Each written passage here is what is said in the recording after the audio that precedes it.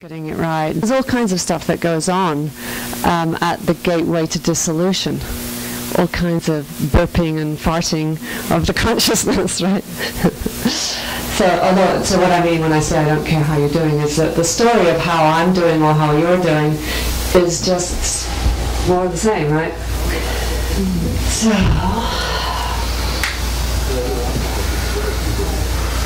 So what this whole week is divided into very specific segments. Now what they are, I generally don't know till right before the segment. However, they do create a very organized pattern that teaches you the meltdown. So again, if you haven't done this before and I seem to be lost, I may be lost, but the Wave Council are not lost. So this is about continuity. This segment is about continuity. And I'm going to say continuity so many times that you'll start saying it in an English accent. Or maybe I should. Continuity. Continuity. So even Katie sounds different in England than Katie. So, well, the reason I make jokes and employ my personality is to capture your attention.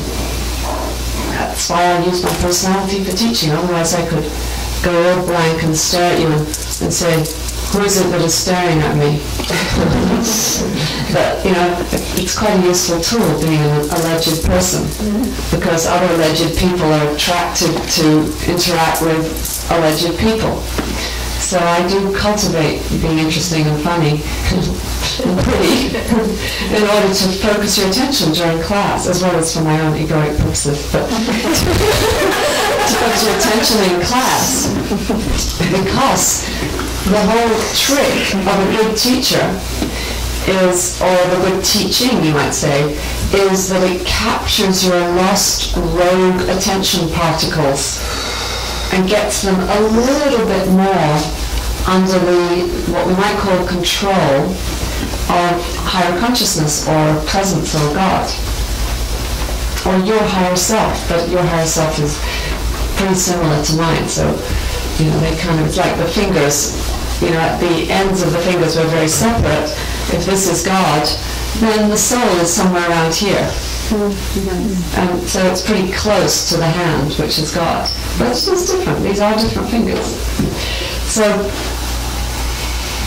continuity of awareness is really what is defined as full awakening. If you read any of these full awakening books, I actually have a suitcase full of books in my room here, as well as you know, if you know me, a house full of books. But I brought a suitcase full of books, and I'm going to, you know, bring them up one at a time and leave them around, and they're sort of approved reading to read it. But this week, check out the books I'm bringing up. And so a lot of these profound, mystical, spiritual books that aren't just some New Age person's ideas, but they're actually coming from source, talk about how full awakening is when you abide as the self, big ass self. And they don't call it big ass self, but they do capitalize the S. And abiding means, what they say is that during waking, dreaming, and deep sleep, you're there all the time. And that can sound like a sort of insomniac nightmare from the point of view of the ego, right? Oh shit, you know, lying there in bed and I'm dreaming and I'm still awake, and I'm, you know, I'm fast asleep and I'm still awake.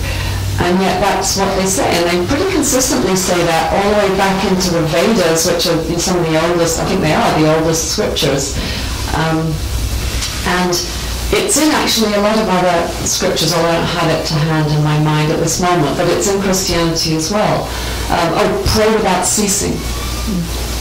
Now you can think that pray without ceasing means saying, oh God, oh God, oh God, oh God, oh God, oh please God, oh God, please God, let me get a part of it. You know, like this sort of... That's what you're doing. Yeah. And that's fine.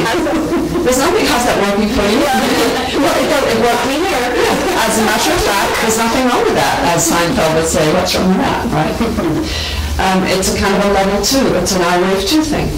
iWave 2 is about the soul's relationship with the infinite. And quite honestly, this training, iWave 3, is about the soul and the ego merging back into oneness with the infinite. And you really can't have, in my opinion, in my humble and not so humble opinion, you can't have 3 without 2. You can't merge in the infinite without having a love relationship of some kind with the infinite. Without having, for one thing, the sense of the infinite is a good parent, because we all have massive amounts of child ego, lost, separated, orphaned child ego. And also without feeling that the infinite or God is your lover, because we all have massive amounts of sexual romantic partnering energy that never gets satisfied by dude or babe. You know? So those energies are actually the I mystic. You know, iWave 2 is now called I mystic, and it's the energy of becoming, because in a way they've gone to oneness to avoid their emotional body. So what we do in this work is we take our emotional body and we turn it towards oneness in order to get it healed. So we have that kind of foreplay and that romance, which is why I have a training called Romantic Enlightenment. You know, we have that romance with Source, so that then when it's time to have sex with Source, which is kind of more like the meltdown, woo, we're interested now. Actually.